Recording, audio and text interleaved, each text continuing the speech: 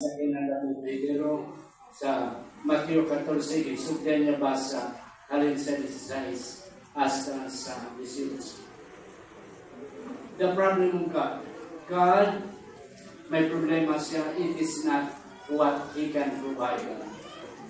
Hindi kay wala siya resources. Hindi kay wala siya kay balo.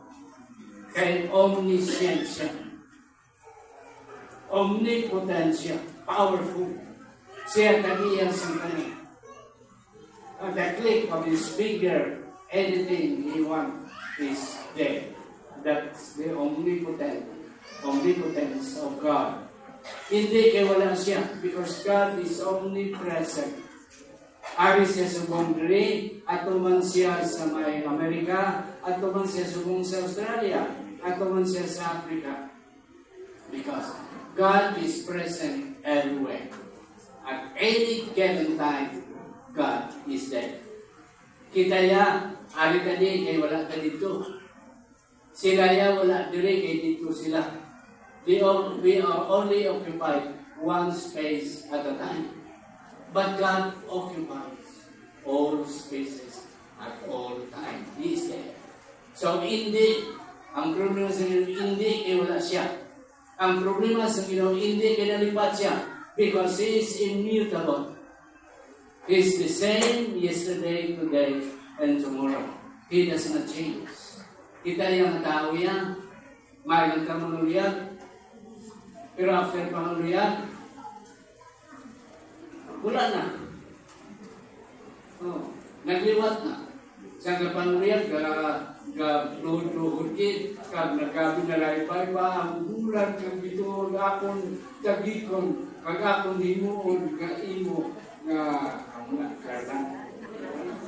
kanan lang. Kung kapangaluyag, wala sa makalusot sa hangin. In between, makadasma ka din, ito dinday. May kakigay na hinay. Buti wala ko din sa mpaw ko, abilaway lang. Pero kung minyo lang, labi na kung dosi na pagdaan. Pero kinakalayo, sinunoy, kauna. Si Inday, kalukdos ang pinagtong, may bata pa mga kinabutos, may nagkakabit mga or God's problems. Number one, man's failure to recognize God's power and ability. In the perspective of the five laws, acknowledge God. Number two, problem of God is man's desire to change, okay, for good and to follow God's direction. And number three, man's inability to recognize God's time and guidance.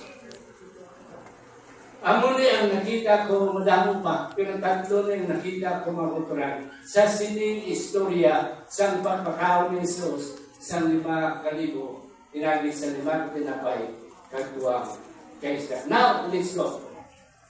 Problem number one.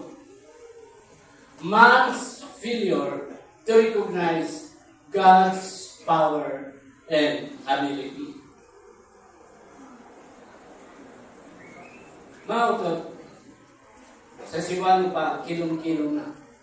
Medyo hapon na. Gusto nga mag-retreat. Kay kapoy na si Jesus, upod sa 12 ka mga disciples, sa ilang mga ministry throughout the day. Dayon, gusto sila nga magpahuway. Kaya hindi sila madisturbo. Okay? Kaya wala sa mga hotel. Nagkadto sila sa Awaaw, sa lugar na hindi sila madisturbo. Sa mga bawin na lugar. Mga kauturan, sa video na sila, pagbalikid nila, wow! Linibo ang nagasunod sa ila. Wala na himo si Jesus. Okay? So, napursa si Jesus maghambal sa ila. While the 12 disciples, buhay pa yan, si Judas na napalang. Nagpalapit sila, sigrito lang, pero nagutik. Master, Jesus. Lapit na matulog ang adlaw. Papulian na ni sila. Anong ipakaon na sila? Ang 5,000 na oturan. Butok na sa IMOCG. Ang IMOCG siguro 2,000 butok na. Just imagine crowd, ha? Talagsan ang nakakita, sila ang crowd sa subong ng mga panahon ang mga kadamo. Lalaki lang na, wala palabot ang babae kag ang mga kabataan. So 10,000, it's really a crowd. Mga kabataan. Nagproblema ang mga disciples. Lord, papurihan mo sila. Sila ni Jesus, ang istorya ang basakin na, sila ni Jesus, no, give them food. Pakanon sila. Naglibot ang 12 disciples. Ang nila nakita, ang bata lang na may 5 katinapay at 2 isa. Wala ni makuturan magutang sa Biblia. But mothers, mga nanay ng mga babae, including mga lalaki, grabe ka-smart sa nanay. Sini na bata. Wala na inahanda ng bata. Pero sa mga bata nag-lisensya, Nay, maupod ko ka ng lamo sa tao na galakato, makatuloy to sila to si Jesus. Maupod ko, Nay. Silin sa nanay, to, dali langgit, nagsaka ang nanay. Kaya nabalaan niya mahapon na. Nagsaka ang nanay. Nagkadto sa lamisa. Ang gintakluban, gintuwa. Ang nakuha ni Baka Tinapay, kagtuwa ka pinarito nga salamin. 5 kabugrong. Pandisal. Gagmay. Dahil na ang picture ko. Amo lang na ang nakita sa nanay sa babaw sa lamisa. Just to save the child na hindi magutman upod sa kalaman ng mga tao. That is how smart the mother of this boy is. Tinputo siya. Gindala sa bata. Yung bata, gasmay, nagkakalakat. At least, kung ano man oras matapos, wala. Hindi siya. Ang nanay man, with all the confidence, sige to, lakato, with the confidence, yung bata yan, hindi makukuha. Unknown to them, God made a miracle. So simply, wala kaming sigara nanay. But without nanay, there is no child. Isn't it? Yes. Ini mga music na ito. Ang mga pianist. Hindi sila makita. Sino makita? Ang nagkakanta. Ang ginaparapakan. Pero wala lang pianist. Wala mahimo ang nagkakanta. That's behind the scene. Mothers, you are behind the scene of the success of your children. Amen. Pagbalik sa mga tuwan, gagisugo ni Jesus, akala sila, mga kautulan, ari ang kakaladawan. Kaya ang bata, among nakita nila, na may 5 katinapay, kagwa kasi. Pagbalik nila, among ni ang ilang statement. The answer, when Jesus told them, feed them, and they answered, but we have only 5 loaves and 2 fish. I would like to anchor on the idea of ari lang kita, nagkamantinir sa atong 5 katinapay, kagwa, kaisa. Ano ang ilang sabat, mga katulang ari?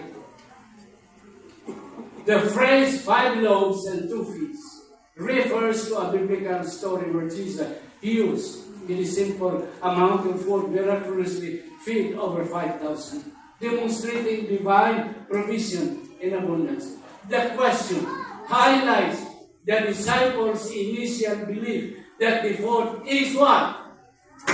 Is insufficient for a large crowd.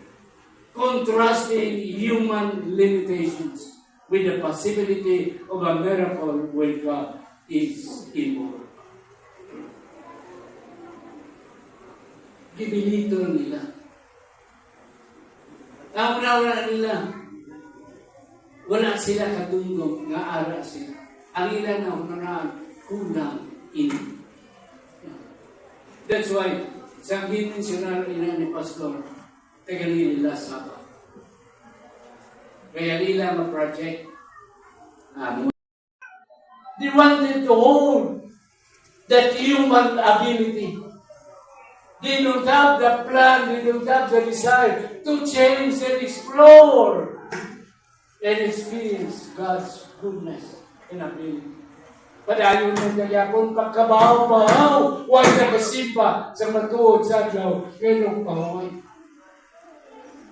Padayon ng kayapon ka sa mga binuwat na ang atong pamilya, napiktuan, because we don't want to give it out to the Lord. We want to stay where we are now. Kaya hindi na makapakaon sa 5,000 ang imong ginakaptan ng subong. Mga kaukulan. Release that. Give it to the Lord. Change for God. Amo ni magtunan. Ang punto 3. Man's mistake. Wala sang pagtilaw o kung wala sang katamison, wala sang gana. Mistake. Wala gana. Nga magliwat sa kinabuhi. Yeah. If you want your family to enjoy life, mga kauturan, always remember, hindi ang kwarta makapalipay. Sometimes, ang atong nauna na God's blessing is always in the form of money. Amo kinapirmi ang aton. That's always the measure of man's measurement on God's blessing. Kwarta. Yes, kwarta. But not all can be bought by God. Realize that they had only 5 loaves and 2 fishes among them, and question how they could feed such a massive crowd. Surrender. Wala na. Hindi na lang magpadayo. That's why King suggestion nila, papurian na lang na sila, Unlike Peter, ari mga kapatid, in Peter's case, sila ni Peter, Lord, if it is you, tell me to come down to you on the water. Sila ni Jesus, sige Peter, come. So, si Pedro gusto nag-explore. He wanted to remove himself from the common, from the usual. He wanted to explore. And masilinda ambisyoso si Pedro. But yet, that ambition is good as long as you know how to handle it. Ambition. Then, of all the 12, siya lang isa nakalaka because kin-challenge siya, the rest of us, kung isa, ang atong problema is when we don't challenge God. Then, nakalakad siya. Galing ang problema, kaya nagpatikal si Pedro. Nagbalikin siya, kagin, isa, last, ng illustration na namin ko sa Biblia, nga nawali ko ng several times, is the case of Nehemiah. Nehemiah waited God's time and God's timing. Yeah. 3 na kagrupo ang nagbalik sa Jerusalem, alin dito sa kay Artaxerxes sa Persia. 3 na. Dito na si Zerubbabel, ang isa si Isra, na naglakad. Pero wala yapon natapos ang rebuilding of Jerusalem. Dayon, may parente si Nehemiah na nagbalik sa Persia, na nag-report, Sir Nehemiah, amuni, wala akong matapos. And Nehemiah, said, this is now my time. This is God's time that I will move.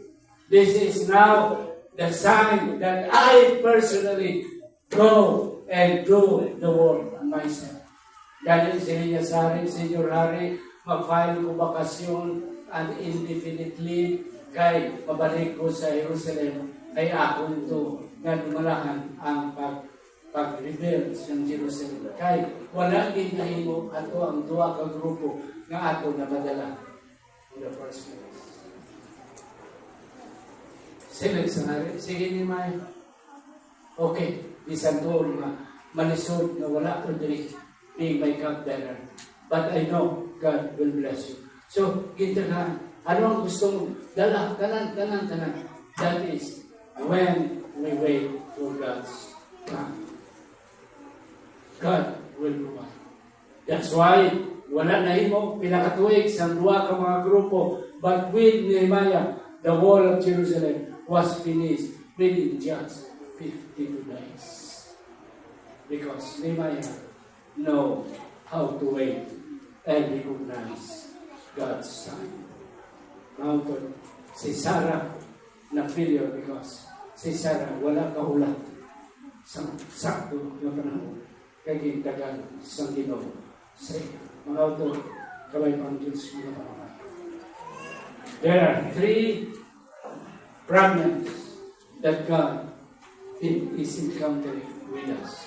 Our ability, okay, our failure to recognize God's power and ability. Number 2, ang atong wala gana na magliwat sa atong normal na binuwatan. Kaya hindi man namin, yet we don't want to release. We don't want to explore.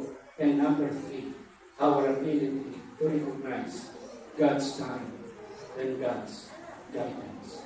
This is my prayer.